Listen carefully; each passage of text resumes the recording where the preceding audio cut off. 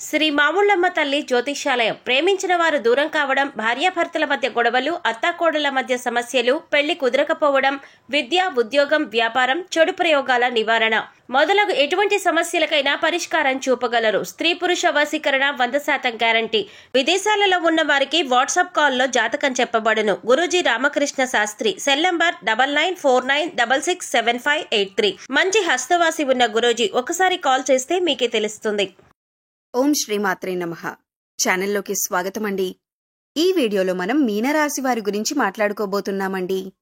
అయితే ఈ రాశి వారికి ఈ నెల 3, 4, 5 తేదీలలో జరగబోయేది తెలిస్తే ఖచ్చితంగా మీరు ఆశ్చర్యపోతారు. మీ జీవితంలో అద్భుతం చూస్తారు. ఇకపై మీరు పట్టిందల్లా బంగారం అవుతుంది. అలాగే మీరు నక్కతోక తొక్కినట్లే అని చెప్పొచ్చు.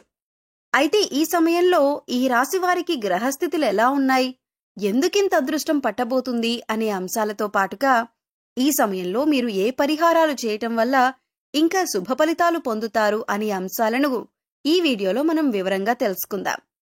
అయితే ఫ్రెండ్స్, మాదొక చిన్న రిక్వెస్ట్ ఏంటంటే, ఇప్పటిదాకా ఛానల్ని కనుక మీరు సబ్స్క్రైబ్ చేసుకోకపోతే సబ్స్క్రైబ్ చేసుకోండి.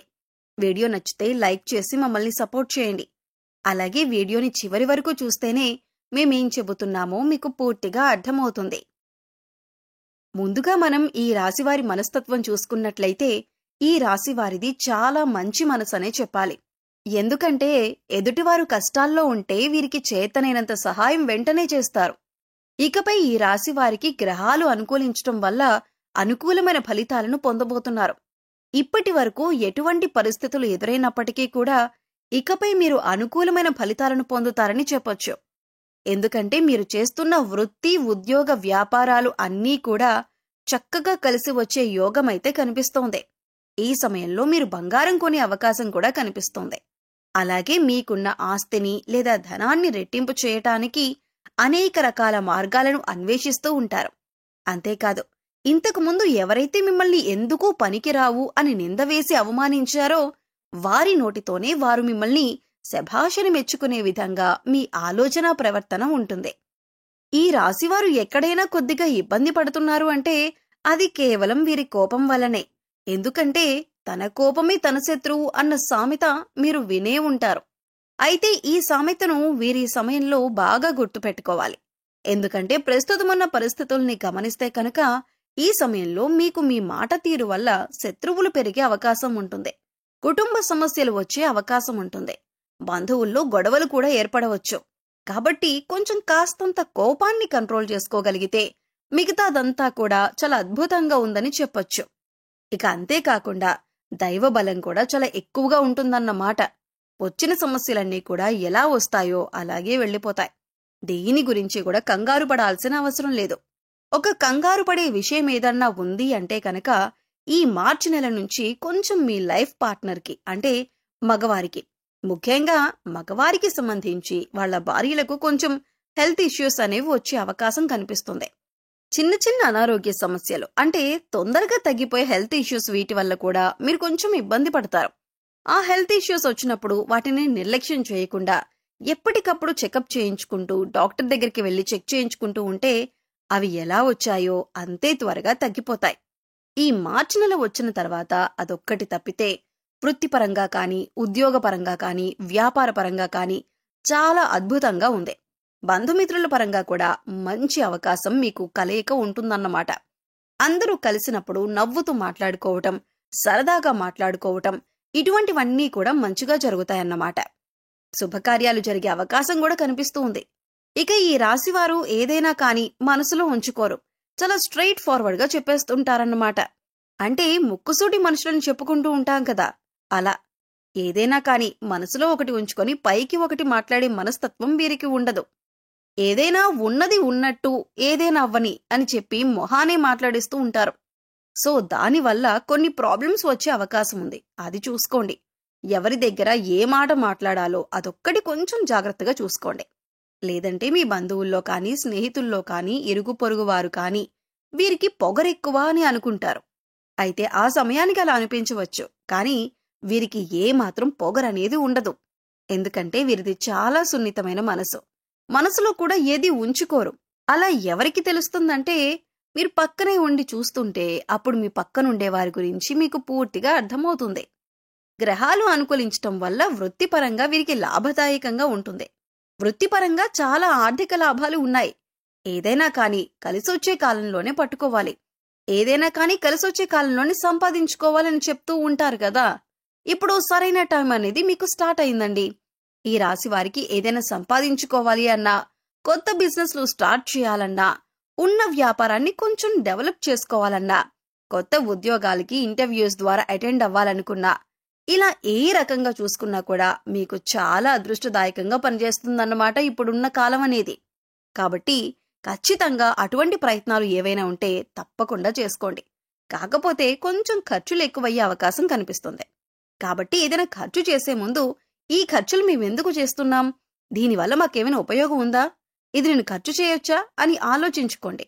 ఇలా ఆలోచించుకునే ఖర్చు చేస్తే కనుక మీరు కొద్దిగా ఖర్చుల్ని తగ్గించగలుగుతారు.